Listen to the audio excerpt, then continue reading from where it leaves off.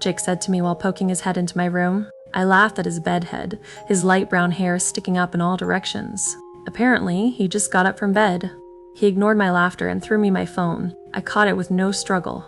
Andrew's on the phone. Okay, thanks, cousin, I shouted as he walked down the hall. I put the phone to my ear and said, Hey, Andrew.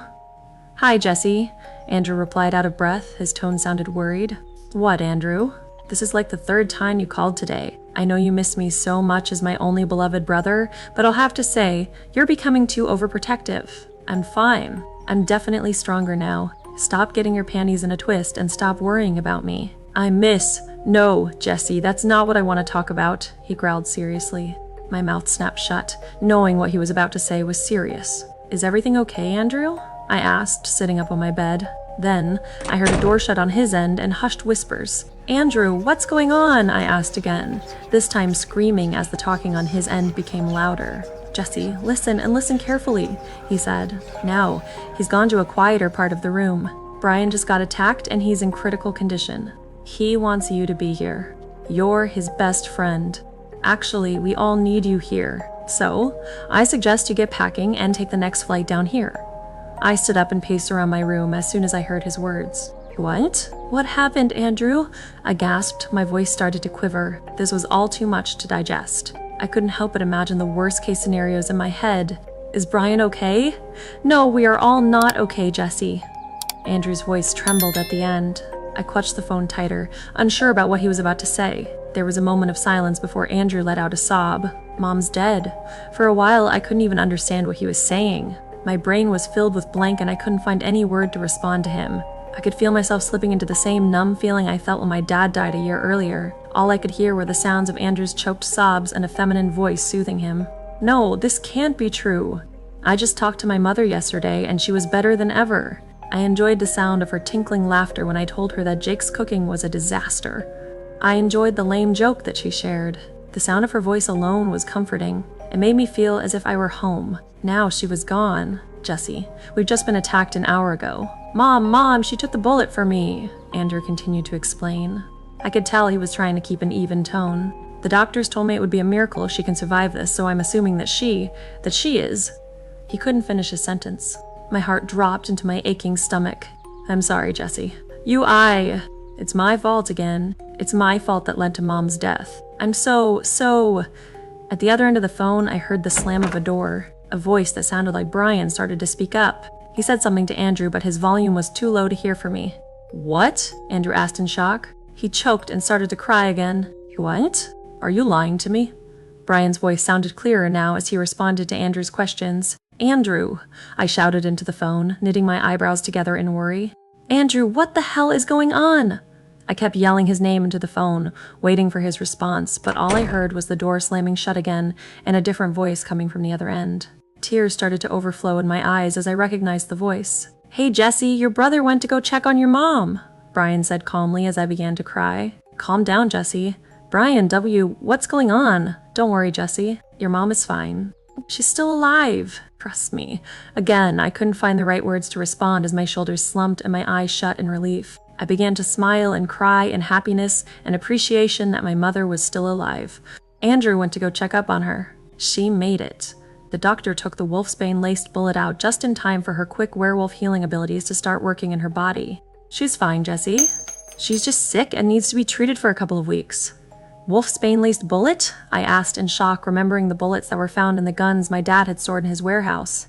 Oh, come on, Jesse. You really are a poor wolf. You can't see the hunters that are hidden in the dark? I shivered at the memory of his words, the way he tortured Daisy and my mom, and the way he hated my kind with a passion. Everything started to click together now. Once again, I hated myself for being the reason behind all of it. They wanted me, and since they couldn't find me, they were physically hurting the ones I loved. They knew they were my weak spot. I couldn't help the sudden surge of anger that ignited in me. Brian, I'm coming home. I finally started to speak up, feeling the canines itch out of my gums and my wolf moving underneath my tight skin. Coming home, Jesse? Brian whispered. I could hear the shuffling of his feet. Are you sure that's a great idea? Harry is still hurt about the whole breakup and he's still... Don't worry about that now. My mom is my first priority for the moment. Okay, I'll call you back later to plan it out. Sorry, but I have to go now. I need to deal with alpha duties. Brian said in a rush as I heard the door open on the other end. Bye, Jesse. Bye, Brian. I'd kept in touch with Brian ever since I've left them. Ever since then, we've still been as close as we were when I was still there. Brian has and always will be considered a brother to me. He was there when I told him about how I learned to use my hands to heal things. Yes, I was a hand healer, but I haven't perfected it yet. He shared my happiness with me. He was also there when I experienced the most painful heartbreak I had ever experienced 5 months ago. My heart constricted again at the memories. It was the first time I've ever felt my heart literally breaking into a million of pieces. It felt as if a cobra wrapped itself around my chest, squeezing the life out of me as I panted for more air. I remember the piercing screams mixed with the howls of my wolf that emitted from my chest. My body felt like it was on fire. I remember Jake and my other relatives surrounding me as I curled in on myself, hoping that the pain would stop. It was an hour later that I stayed on the ground, limp and lifeless with tears running down my cheeks. My mate had made love to another woman. Brian was pissed off and drove down for the weekend to cheer me up. He was about to beat the crap out of Harrison when he heard the news, but Betty, Brian's mate and Harrison's sister, stopped the two of them from getting into a fight. And ever since then, Andrew has ignored Harrison's existence. Both Avalon Pack and Raven Pack were mad at Harrison for doing what he did, but as for Harrison himself, he didn't care at all. I still love him, and I guess that was what hurt the most. Every now and then, I would feel the familiar burn in my chest. It occurred so many times already that my wolf learned to take it lightly, and eventually, we both got used to it. She was hurt, but she did not abandon me. If anything, she wanted to help me get stronger. Therefore, she helped dim the pain every time he would make love to another woman. The memory caused me to touch my Avalon-shaped mark that sat where my neck met my right shoulder. Tears rolled down my cheek. I missed him, but I knew he didn't miss me. I quickly wiped away my tear when I heard a knock on the door. Jake stuck his head inside. His hazel eyes showed concerned. I knew he wasn't going to leave me alone until I told him what happened. He was as stubborn as I was. "Just to let you know, I was eavesdropping," Jake said quietly and sat on the couch in my room. "You already know me, nosy." Jake Wood was at the same age as me. He hadn't found his mate yet, but he was so eager to find her. I knew that whoever his mate was extremely lucky. He'd treat her like a queen and would cherish her and spoil her. Jake was a healer of the wounded, meaning he could only heal cuts and bruises. He was stronger than I was in many ways, including his senses, agility, and energy. He's been training me ever since we first met, and because of him, thanks to his efforts, I was a better healer now. "I'm coming with you whether you like it or not," Jake declared. "All right, Jake, come if you want." But there was just one thing.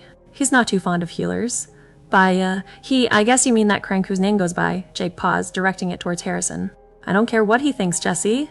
I just want to be there for Auntie Angela and for you. That crank is not within my consideration. Jake knew everything about me. That included my heavy past about Lancetown. He knew about Scott. He knew about Brian. He knew about who were supposed to be mated to each other. He knew about my friendship with everyone in Lancetown. I wasn't overly excited to go back to Lancetown. Reuniting with my friends, my brother, and my mom made me all giddy inside. I missed them so much that I couldn't wait to see them. There was just one thing I wasn't so sure about. Harrison, my mate. He would probably be mad at me for coming home. He'd probably not allow me to be on his territory. Whatever he'd do, I wasn't too happy to see the man that broke my heart and the mate that I thought was perfect. I really don't know where this reunion may lead to, but I was about to find out soon enough. All right, then you should start packing now. We are leaving early tomorrow morning, I sighed as I grabbed the dusty luggage at the back of my closet.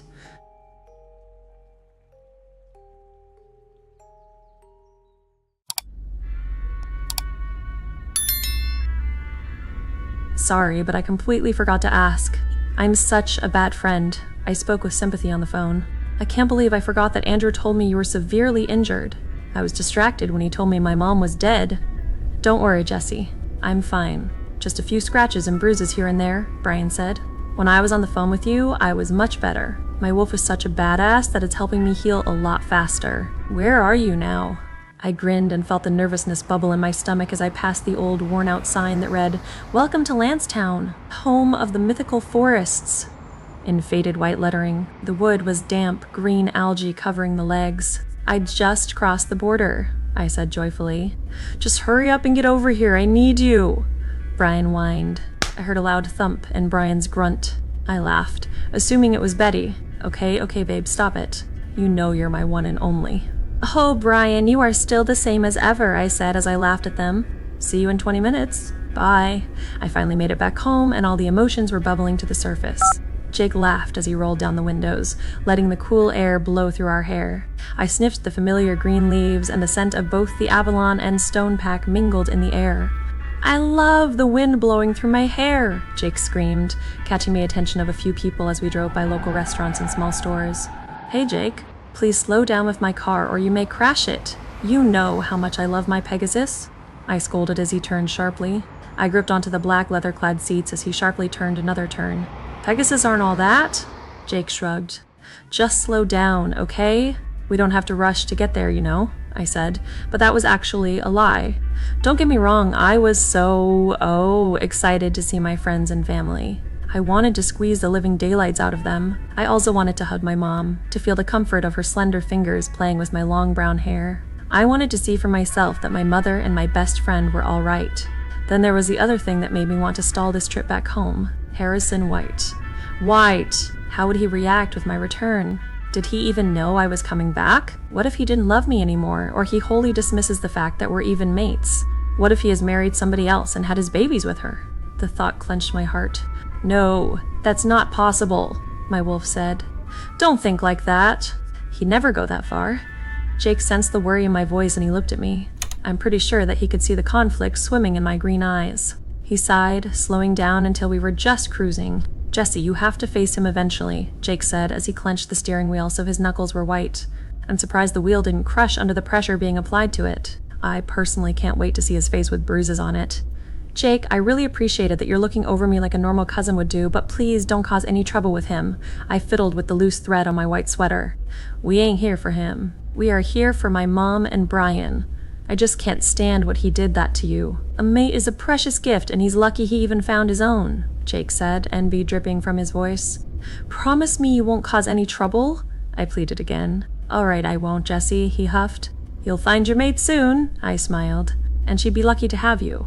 Jake didn't seem so sure of my reassurance, so he simply nodded and shifted in his seat. We didn't say much, and the car was silent. It was a comforting silence, though, as we were too absorbed in our own thoughts to say anything. I felt the nervousness deep in my belly as we turned into the street where the gorgeous pack house was located. Its huge structure could be seen from here with the smoke coming out of the chimney in gray swirls. It was a deep brown color with large windows and balconies. The Avalon Pack had bought a new pack home, using the old yellow one as a meeting area between them and the Raven Pack. They've decided to purchase a new one since, well, I don't know. Probably they felt like they were richer than before. Jake drove into the driveway, parking in front of the huge double doors. I sniffed the air, noticing that the Raven Pack was here as well. The laughter and conversation coming from inside the house went silent as the engine from our car cut off. I wasn't even halfway out of the car when the double doors slammed open and familiar dark hair and rusted color hair came running my way. I shrieked when they almost tore off my baby's door and practically squished me to death. "Jesse!" Nelson yelled in happiness. "Finally, you are back. You know how boring it's been since you've left? I had to endure Jennifer and Betty's constant PMSing. Yeah, you know how hard it was to be in the middle of Jennifer and Nell's constant banter alone? I missed it when we used to make fun of them," Perry pretended, as he was about to cry. "But now, I'm not so alone anymore." The two boys let go of me and Nell smacked the back of Perry's rusted hair-covered head. I laughed at them and noticed Jake standing off to the side. He looked quite awkward. Since this is the first time he came to territory, so I guess this is the normal reaction for him. "Guys, this is my cousin, Jake." I gestured towards Jake standing next to me now. I pointed towards the two males in front of me. "Jake, this is Perry and Nell." They did a man handshake and started to haul the luggage into the house and up the stairs. I followed behind, hugging my arms to my chest. Sniffing the air, I only found the slight trace of the familiar manly smell that I missed in the time I was gone. My arms slumped in relief and disappointment. While the boys traveled up the stairs, I stayed behind looking at the pictures of the Avalon Pack that hung on the wall. My eyes found a picture of me, smiling as Harrison held me tightly from behind as he kissed my cheek. It wasn't on the wall, however. I found it face down on top of the fireplace. My heart started to clench again. "Sorry about that, Jesse," I heard a familiar feminine voice say as she took the picture from my hands. She hung it back on its hook on the wall. Her crystal blue eyes showed concern. "I didn't take them off from the wall since you were gone. We haven't completely settled in yet." Betty lied and gave me a comforting smile. "You don't have to lie to me, Betty," I said, "but thanks for trying. Plus, you look like you're a clown on crack when you lie." "Oh, you are so mean, Jesse." Betty laughed and hugged me. I returned the embrace and laughed with her. "When did you get short hair?" I said, pulling back and playing with the black hair that framed her face in a bob cut. Since Nell thought it was funny to bleach half my hair in my sleep, Betty pouted and crossed her arms over her chest. I laughed at Nell's idiocy and ruffled her hair. "It looks nice. I could never pull off short hair."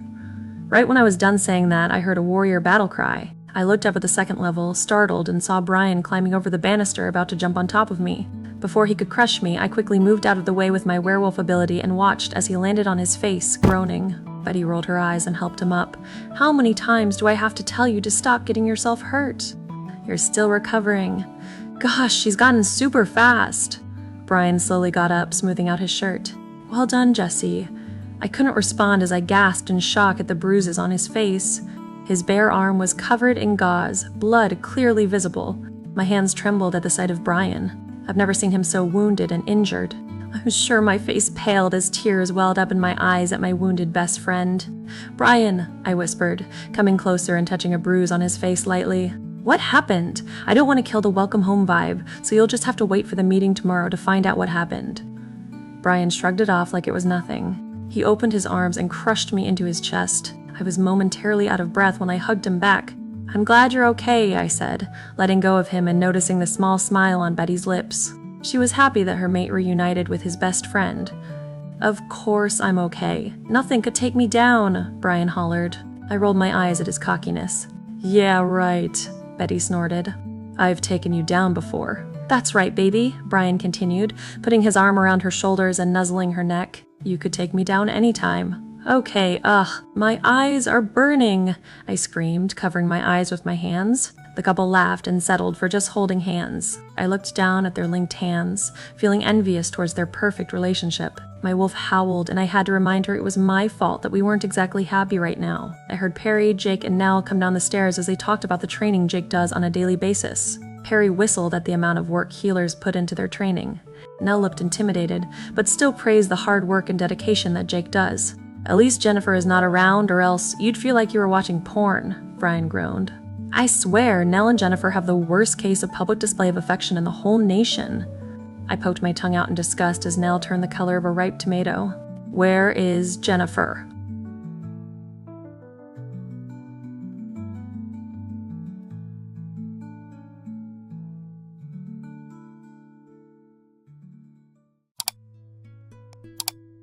"Where is Jennifer?" I asked. "She went with Daisy to see Scott," Betty said with no elaboration. I quickly dismissed it with no questions asked. The tense silence that followed lasted a couple of seconds as they all looked at me. I cleared my throat and smiled. "Guys, this is Jake," I motioned towards my cousin. Betty and Brian introduced themselves, welcoming him with bright smiles. "Did you visit your mom and Andrew yet?" Brian asked, concerned. "No, not yet," I sighed, scratching the back of my neck. It reminded me of Harrison, so I quickly dropped my hand. "I'm going there when Andrew calls." They went to the doctor for a daily checkup. "You'll be staying here for a while, right?" Betty asked with a warm smile, and I nodded. "My room is being used as an equipment site for all my mom's medical machines," I said. "I hope it's okay that I stayed." "You're welcomed anytime," Betty said. "In addition, Beta Nell gave you permission." As I was about to say something, I heard the distant sound of car doors shutting. The familiar, manly smell wafted up my nose, causing my wolf to jump in joy. I froze, feeling my heart drop into my belly. My heart beat faster with every step that grew louder as he approached the front of the house. What confused me was the sweet, feminine smell that mixed with his and the heavier sound of footsteps that followed after him. I inhaled deeply, trying to recognize the smell. However, I couldn't. I shrugged it off. It was probably a new werewolf. Everyone around me watched me with wary eyes. Jake stood behind me as we all awaited the presence of my mate. I really didn't want this moment to come so soon, but I quickly closed my eyes knowing I had to encounter him sometime. When I opened my eyes, there he was staring back at me with his crystal blue eyes that darkened like a storm. I could see all the emotions that flickered in them. He opened his mouth to say something, but he was at a loss of words. He was still as handsome as before with his black hair cut short, his prominent jawline, his sculpted cheekbones, and his muscled arms I remembered myself being wrapped in. My wolf demanded that I embrace my mate now, but I followed the same muscled arms that used to hold me and found that his hand was intertwined with a smaller hand. My world collapsed as I saw the woman next to Harrison. She was around my age, and she was extremely pretty. Her light brown hair was in a loose side braid, her shorter hair framing her heart-shaped face. She looked happy to see me as her lips pulled into a big, welcoming smile. She was average. She wasn't a someone who I'd imagined to see wrapping her arms around Harrison. She was just a normal human. For a couple of seconds, it was quiet as I swallowed in on myself. I could literally feel my heart breaking in two. My vision started to blur, but I blinked back the tears and plastered on a fake smile. "Hello, Harrison," I addressed formally, and his expression never changed. He still looked at me with all the emotions flickering on his face. "This is Jake Woods, my cousin." I looked up at Jake to see his lips set in a thin line. His light brown eyes had darkened in anger. "Calm down, Jake. You promised," I spoke through the mind link. He didn't listen, but stared at Harrison as if he wanted to kill him right there. "Baby, are you okay?" The female next to Harrison put a hand on his shoulder in worry. I held in the growl that dared to escape my lips. That seemed to snap Harrison out of whatever he was thinking. He ran his hand in his hair before glancing at me again. He, too, plastered on a fake smile as he spoke. "Welcome back, Jessica."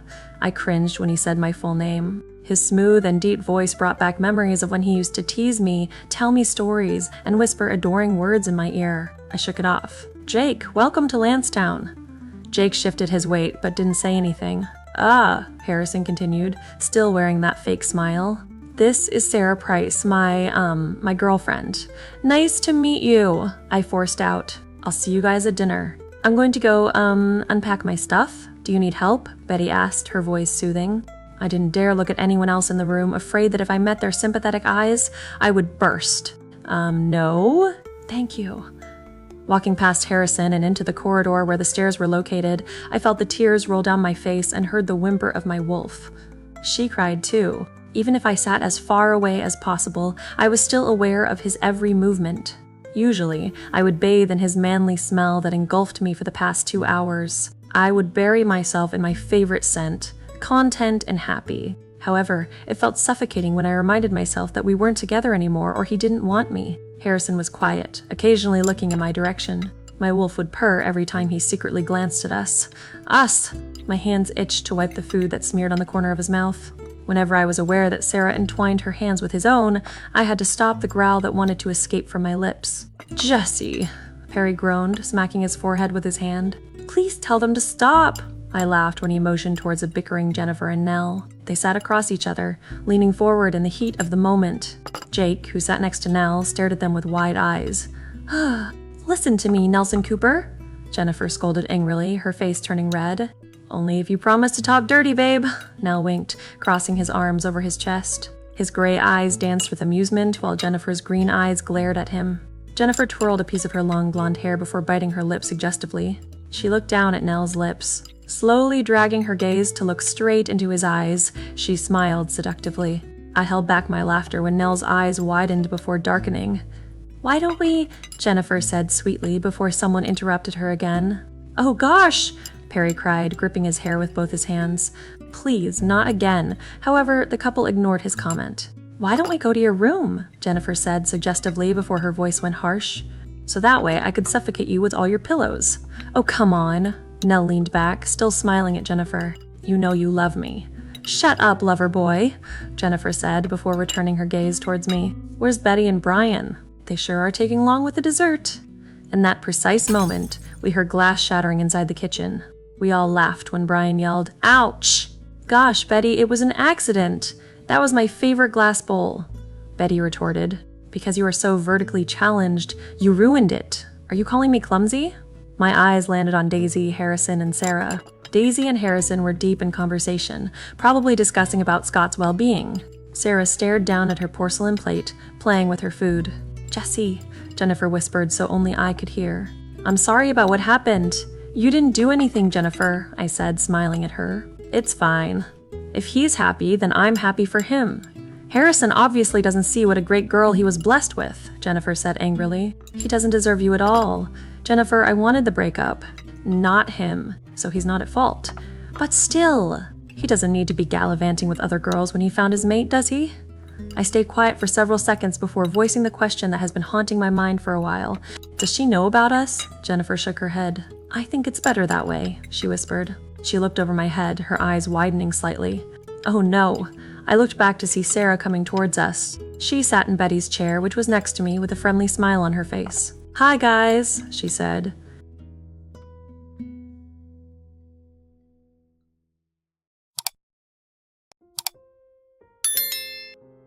"Hi guys," Sarah said to Jennifer and me with a friendly smile on her face. "Stop it," I said to my growling wolf. "Being jealous won't be of any use." "Hi Sarah," Jennifer said stiffly, plastering a fake smile on her face. She was interrupted when a crumpled napkin hit her cheek. Her smile fell and she turned to glare at Nell's smug face. "You're such an attention seeker, drama queen," Perry and Jake groaned as the couple argued again. "Hey Sarah," I said, turning back to Sarah with the friendliest expression I could muster. I probably looked like a hyperactive chipmunk, but it was better than being stoic. "Jessie," she returned. "It's nice to finally meet you. Your group of friends had many good things to say about you. I was excited to meet you from the way they described you." "Oh, that's good, I hope," I laughed awkwardly. Although Sarah was being immensely nice and kind, I couldn't help but feel awkward around her. She was dating the man that was made for me. My soulmate. She loved my first love, my current love, and the person I will love forever no matter the circumstances. "From the way your friends talked about you, I don't think there was anything bad to say," she laughed. "Good, because I would have smacked them all," I said jokingly. I noticed Harrison was staring at me. I somehow feel like he was still in love with me. No way. That must be my pitiful imagination. Sarah looked at him and he removed his gaze away from me. It made me wonder if she knew about me and Harrison's past. "So," I cleared my throat, "you and Harrison, huh?" "Yeah," she gushed like a girly teenager. "We've been together for 6 months. Even if I prepared myself for her answer, it still caused my stomach to twist into an agonizing knot. My wolf howled at the thought of her mate being with someone else. I ignored the growing ache in my chest and quickly shook off the feelings before Sarah saw. "That's great," I said brightly, although I wasn't feeling so bright at the moment. "He's the best," she continued to gush. "I'm so lucky that he's my boyfriend. He's really sweet, funny, and gosh, is he handsome." "I'm happy for you two," I exclaimed. My statement was half true. I was happy that Harrison was happy. "How did you guys meet?"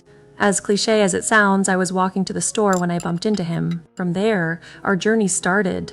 I resisted the urge to roll my eyes at her. She was one heck of a vulnerable, hopeless romantic. I didn't know what to say next, because of my raging jealousy.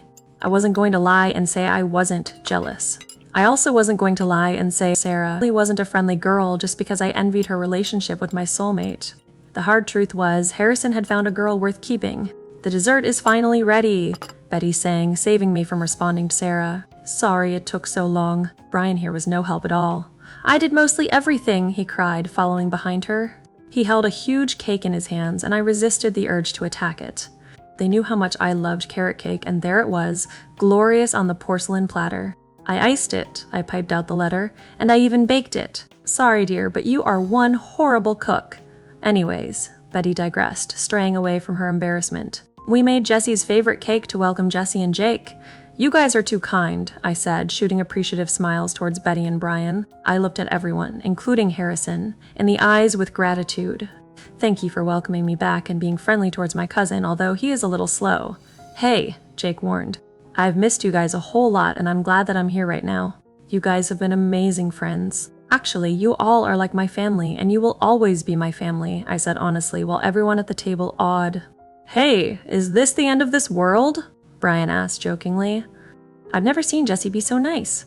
"I suppose it is then," Nell and Perry said in unison. "We've missed you," Daisy said, pushing her platinum blonde hair out of her face to give me a warm smile. "Welcome to Lansdowne, Jake." "Thank you," Jake said, smiling. "Thank you for taking me in." "Oh, we'll take you in any time, handsome," Betty said bluntly.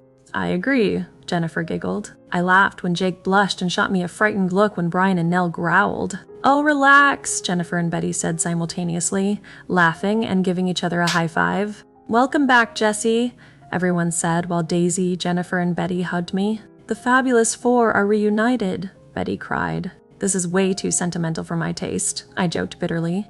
"Whatever," Daisy said. "I know you missed us. You love us," Jennifer joined in. "Hey," I yelled when I saw that Brian already started eating the carrot cake. He froze with cream cheese on the corner of his mouth, brown eyes widening in horror. "You didn't just touch that carrot cake first." "Oh, I did," Brian said in a smug tone, taking another bite of the angelic cake on his plate. I poked his belly. "You better watch out. You've got big troubles." I lied. Everyone roared in laughter. "Oh, please," Brian said, not bothered by what I just said. He flexed his arm. The only thing that got big were these muscles. Everyone started teasing Brian, and the laughter and conversation just grew from there. It was loud, everyone fighting and joking with each other. I looked at my friends with a big, genuine smile on my face. Although it was loud and crazy, I was happy to be back home. My heart raced in my chest as the phone rang. Please be okay. The knots in my stomach constricted as I tightened my grip on my cell phone. Shaking slightly, I drew in an unstable breath. I looked up at the dark sky, which was dotted with twinkling stars. There was a slight breeze causing a rustle to come from the millions of leaves in the forest behind the pack house. It was silent as I sat on the porch steps, waiting for Andrew to pick up. Hello, a tired voice answered from the other end. Andrew, my voice shook. What happened? Why, you didn't call me. Did something happen with Mom? I'm sorry, Jesse, he said. I just didn't want to bother you. I knew the pack's planned a welcome back dinner. Mom is my top priority. It was the reason I came here. She's fine, Andrew reassured with a lighter voice. The doc said she'd be able to eat right in a couple of days. Can I visit? I said, anxious to hold my mother in my arms.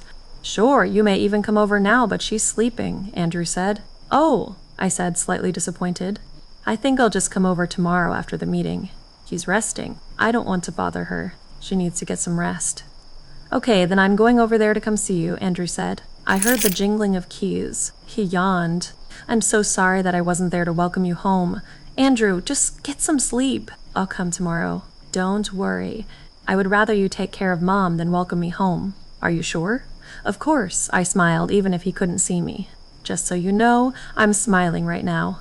That's right, kiddo. I heard Andrew's voice lace with happiness. Hold your head up high and smile. Stand up tall and remain strong. You are strong, I recited, remembering the words my older brother always told me when we were going through rough times. You too, Andrew, I sighed, hoping that my brother was okay. Are you okay? There was a short pause before he sighed. I'll be fine. Now go sleep. You must be tired from your road trip. See you tomorrow. Good night, Andrew. I love you. Love you too, my little sis, Andrew said before the line went dead. Tears slipped down my cheeks, wanting to embrace my family in my arms. I felt useless sitting here, crying while I could be over there to help Andrew take care of my family. There was only one reason that made me take residency in the pack house for my stay in Lansetown. I had a feeling that the only reason they were attacked was because of me, and I didn't need to lead any more danger towards my injured mother. Are you okay?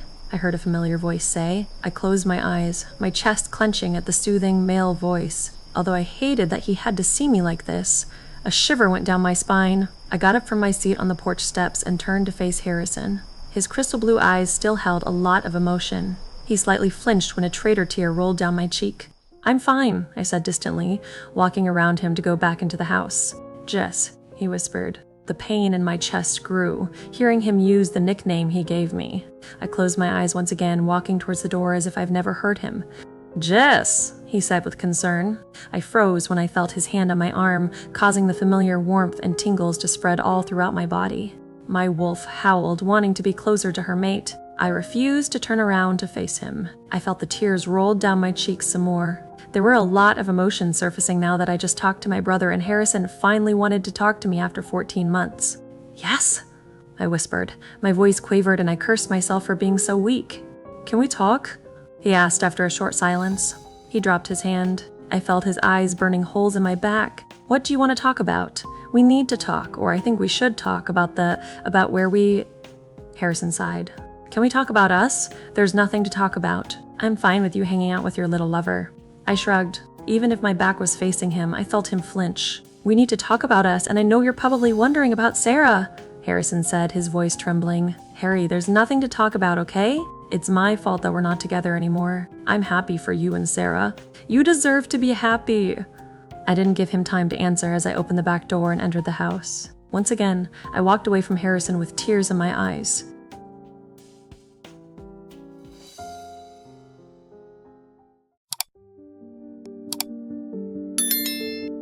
First of all, please welcome back, Jesse, Harrison said to the crowd of people in front of him, motioning a hand towards me. Also, please welcome her cousin, Jake Wood. The crowd clapped with bright smiles on each of their faces. It was rare to see a pack meeting with this much people, but the Avalon and the Stone Pack decided to have the meeting together today. It was also rare to see that the two packs got along well. They sat together, making small conversation. The men shook each other's hands while the women hugged each other. All 170 of us were cramped up in the meeting room in the pack house. Everyone shared chairs, kids sat in their parents' laps, the men stood to the side of the room. The representatives of the pack, such as Brian, Harrison, Nell, Perry, Betty, Jennifer, Daisy, James, Sam, Clark, Jake, and I, stood at the front. The only people missing were Andrew and my mother. The thought caused an ache in my chest, but I quickly shook it off. I couldn't wait to see them after the meeting. It wouldn't surprise me if I bolted out of the room before anyone else did once the meeting was adjourned. "I am Harrison White, the alpha of the Avalon Pack," my mate said, smiling a warm smile towards the werewolves. My wolf soared with pride at the mention of her mate's high title. He patted Nell's back. "This is Beta Nelson Cooper." "I'm Alpha Brian Smith of the Raven Pack," my best friend said and flashed a perfect smile. He motioned towards James. "This is Beta James Porter. James, Clark, and Sam welcomed me home this morning." Although they didn't really spend much time around the Avalon Pack because they couldn't really stand it, they were still great friends of mine. I shot a warning look at Nell, who looked like he was going to tear James into shreds. James rolled his eyes, still standing next to Jennifer. "You better stay the hell away from her, dude," Nell whispered only so we could hear. Clark and Sam growled at Nell, protecting their beta as an instinct. "Look, Cooper, Jennifer and I are just friends," James snapped. "I respect her decision to be with her soulmate. You have her now, so I don't know why you're getting your panties in a twist." To refresh your memories, James and Jennifer were in a relationship and were still in a relationship a year ago. A month after I left, Jennifer broke up with James, telling her she felt that it was wrong to date somebody else when she was blessed enough to have found her mate. James let her go.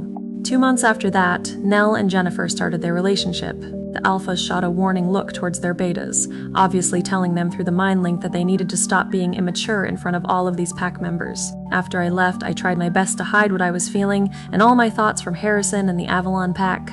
They didn't need to hear my true feelings or my exact reason for leaving.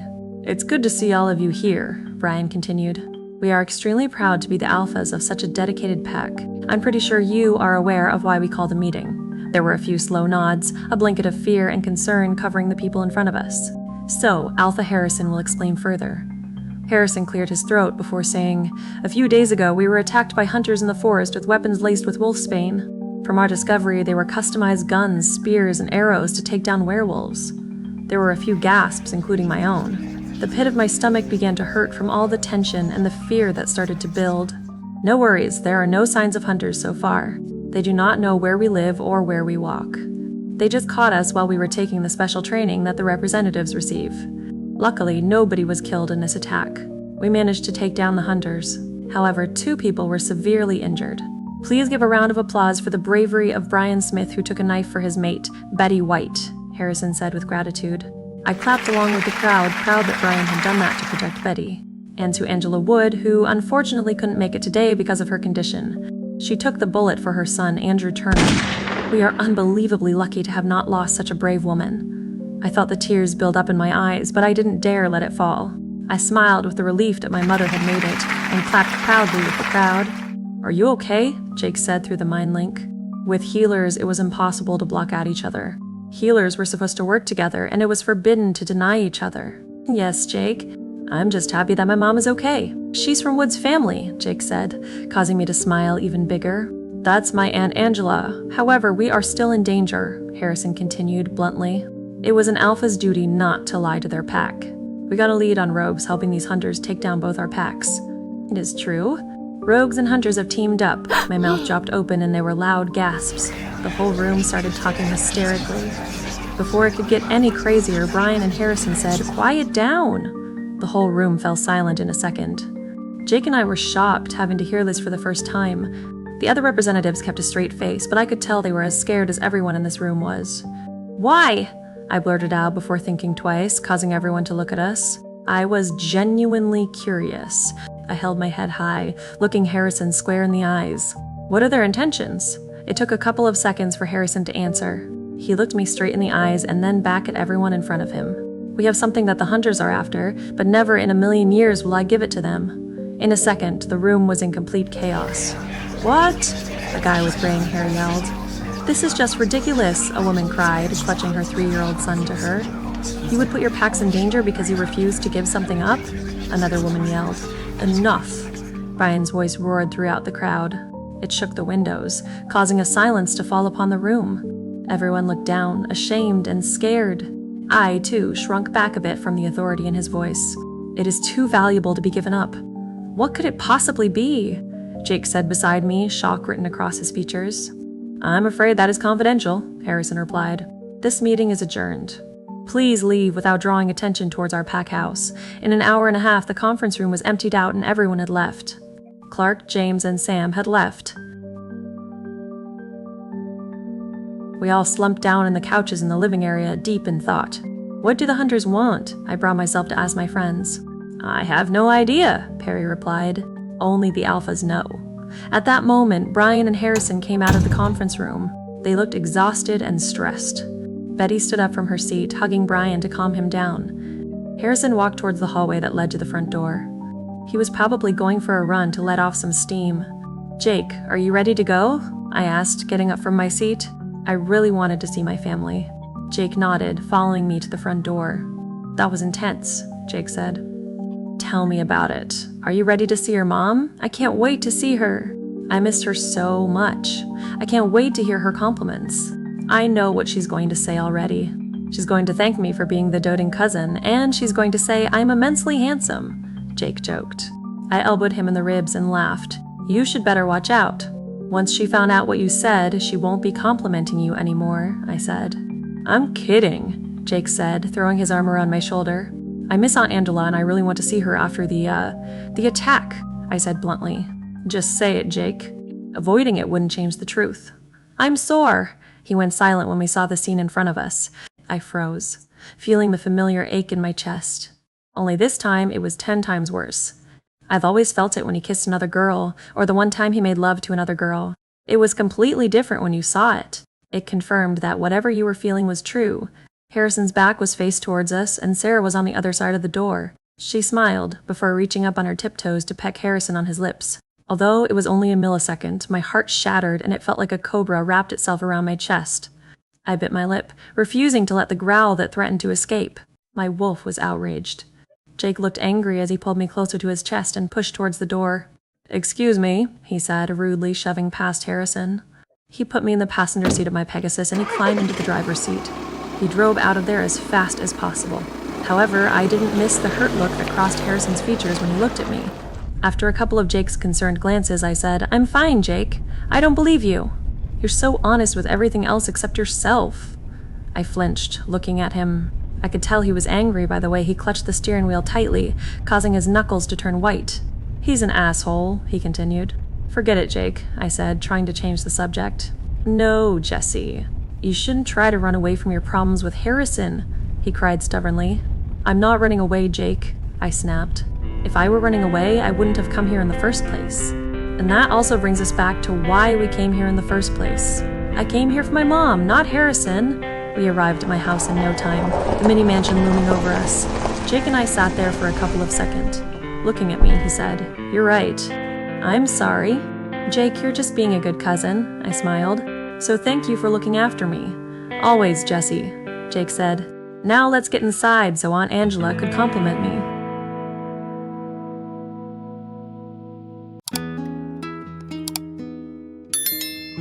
We got out of our car. As we approached the house, someone opened the door for us. Brown eyes stared at me, his brown hair swaying in the harsh winds.